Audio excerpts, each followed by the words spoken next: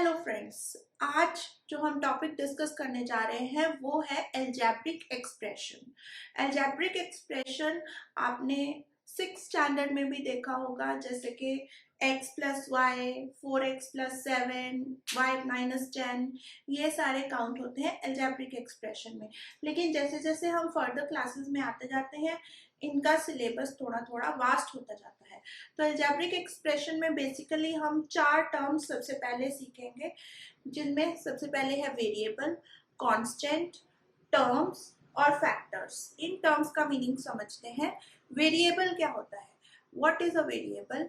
जैसे कि एक्सप्रेशन में, जैसे कि हमने एक एक्सप्रेशन मान लिया 4x प्लस 10, तो इसमें जो x है जिसकी वैल्यू कुछ भी हो सकती है, जिसमें हम कोई भी वैल्यू पुट कर सकते हैं, तो वो वेरिएबल, वेरिएबल वर्ड बना है वेरी से।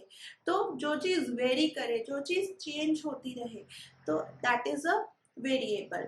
तो हमारे पास जो अल्फाबेट्स यूज हो रहे हैं इन एक्सप्रेशंस में, उनको हमने बोला है वेरिएबल्स। उसके बाद नंबर 2 पे हमारे पास है कॉन्स्टेंट्स। कॉन्स्टेंट्स वो है जो प्रॉपर आपके पास नंबर्स हैं, जैसे कि -100, 17, 20, 200, 2000, 500, इनकी पर्टिकुलर वैल्यू होती है। 200 means the count of 200, 10 means the count of 10। तो आप 10 में 10 ही रहेगा, 10 की वैल्यू कभी 5, कभी 6, कभी 2, कभी 8, कभी 9 नहीं हो जाएगी, 10 की वैल्यू 10 ही रहेगी। दैट इज वाई इनको बोला गया है कॉन्स्टेंट्स। उसके बाद आ जाती है टर्म्स और फैक्टर्स। ये अभी हम देखेंगे। अभी हम एक ड्रॉ कर लेते हैं फ्लो चार्ट, जिसमें आपको पता चल जाएगा कि एक्सप्रेशंस क्या होते हैं, टर्म्स क्या होती है, फैक्टर्स क्या होते हैं। ये मैंने आपके लिए ड्रॉ किया है ताकि आपको इजीली समझ आ जाए। ये हमने कंसीडर कर लिया है एक एक्सप्रेशन जिसमें है 8x² माइनस 3xy। इसको हम बोलेंगे एक्सप्रेशन। इसकी आगे हमारे पास टर्म्स है।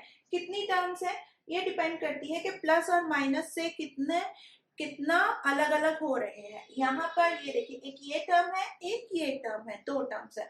और अगर यहाँ पे प्लस समथिंग होता, प्लस 10 होता, प्लस 5 होता, प्लस 8xy होता, तो 3 टर्म्स हो जानी थी। तो यहाँ पर हमारे पास सिर्फ 2 टर्म्स है। वो नेगेटिव और पॉजिटिव साइन से टर्म्स डिफ्रेंशिएट करती है। और अब हमारे पास क्या है, टर्म्स के बाद फर्दर ये हो गई टर्म 1 8x², और ये हो गई टर्म 2 माइनस 3xy। टर्म 1 के आगे फर्दर फैक्टर्स हैं। क्या फैक्टर्स हैं? 8 है, x है और x है। x 2 बार हमने क्यों लिखा है? क्योंकि x² है।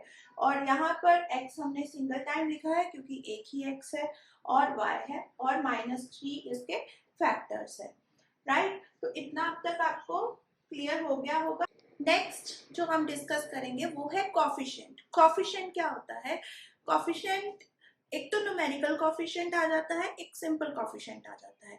जैसे कि यहाँ पर आपके सामने मैंने आपके लिए कुछ एक्सप्रेशंस लिख रखे हैं, जैसे कि 4x minus 3y, y² x minus y, 2z minus 5xz, 8 plus yz plus 5, my plus m। ये सारे मैंने अलग अलग एक्सप्रेशंस लिख रखे हैं, जिनमें x, y, z, m ये सारी टर्म्स इन्वॉल्व है, ये सारे वेरिएबल्स इन्वॉल्व हो रहे हैं।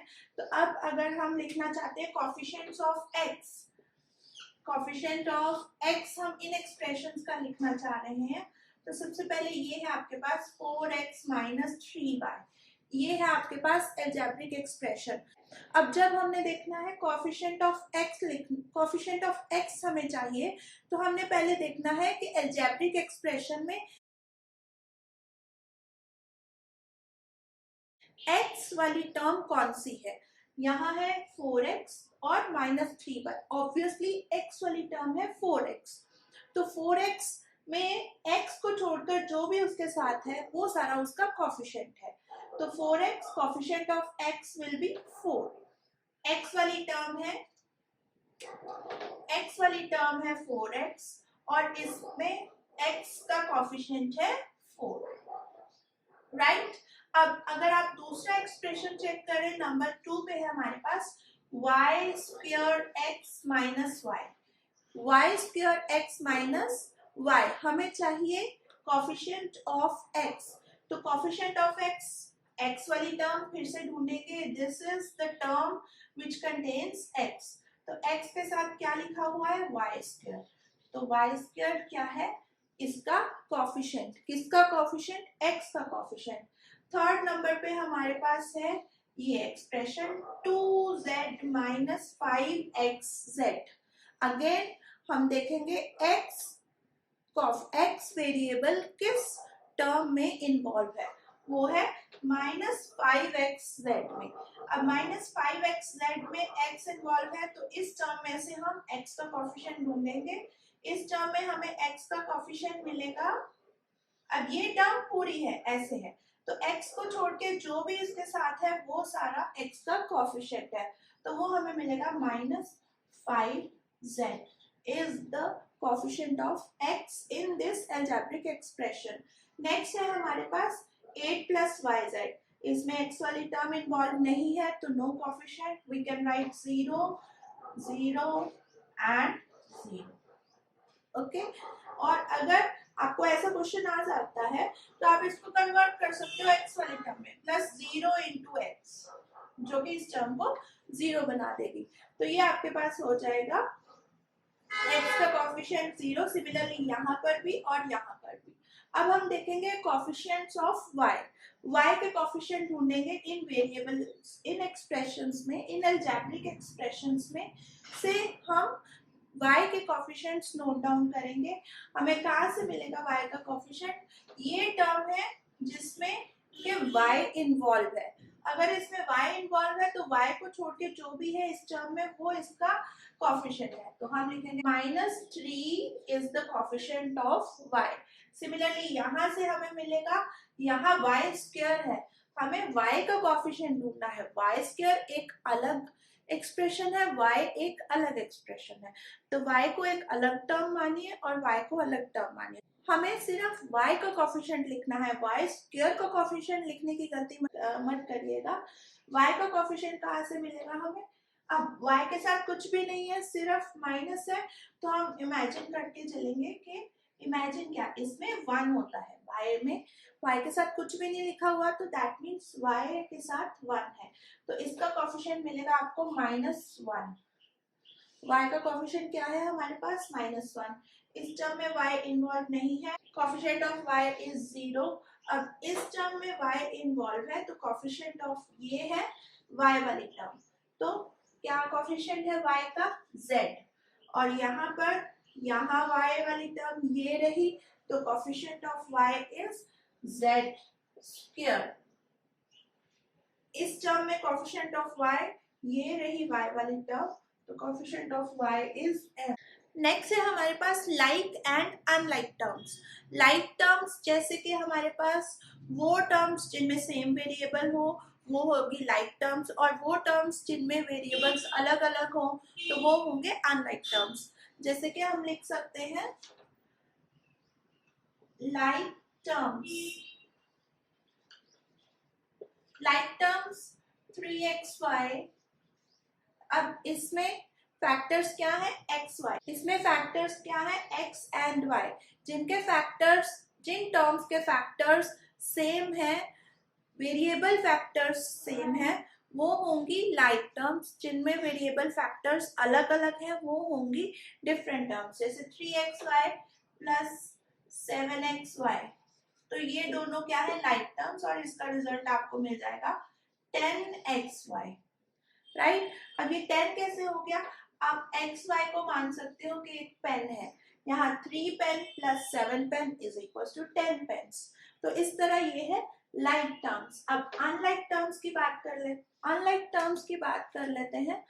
अनलाइक टर्म्स हैं जिनके वेरिएबल फैक्टर्स अलग हो। अनलाइक टर्म्स की बात कर लेते हैं, जैसे कि 4x square 8xy 7z square, ये क्या हो गई, अनलाइक टर्म्स हो गई। और ऐसे अगर इनको एक्सप्रेशन, अगर इनको मैं अलजेब्रिक एक्सप्रेशन की फॉर्म में लिखूं तो इनका अलजेब्रिक एक्सप्रेशन ऐसे फॉर्म कर सकते हैं +7z स्क्वायर, ये फॉर्म हो गया इनका अलजेब्रिक एक्सप्रेशन। अब ये इसमें ये तीनों टर्म्स अनलाइक हैं। क्यों? क्योंकि हर टर्म के फैक्टर्स अलग अलग हैं, किसी टर्म के फैक्टर्स सेम नहीं है। तो ये हो गई अनलाइक टर्म्स, और यहाँ पर अगर मैं प्लस का साइन रिमूव कर दूं तो ये हो गई like terms. Next we have monomials, binomials, trinomials and polynomials. Monomials जिसमें एक ही टर्म है, ऐसा एल्जेब्रिक एक्सप्रेशन जिसमें सिर्फ एक ही टर्म है, वो होगी monomial. For example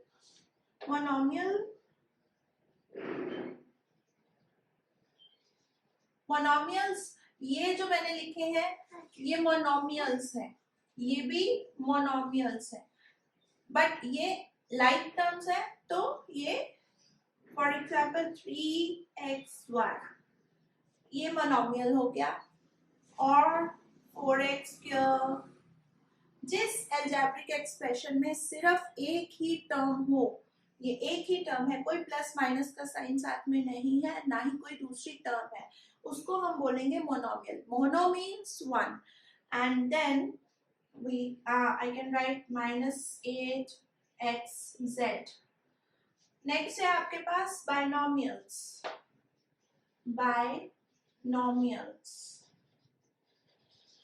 Binomials are those algebraic expressions which have two terms, because bi means two. For example, 9x² minus 2xz. This expression has two terms. One is 9x² and another one is minus 2xz. So this expression has two terms, so that is why इसका नाम हमने रखा है, इसका नाम है binomial. Next है आपके पास trinomial. Simple tri means three. तो जिस एल्जेब्रिक एक्सप्रेशन में थ्री टर्म्स होंगी उसको हम बोलेंगे ट्राइनोमियल, और जिस एल्जेब्रिक एक्सप्रेशन में थ्री से ज्यादा टर्म्स होंगी, 4, 5, 6, 10, 12, 16 व्हाटएवर, उसको हम बोलेंगे पॉलिनोमियल। पॉली मीन्स मैनी, तो मैनी।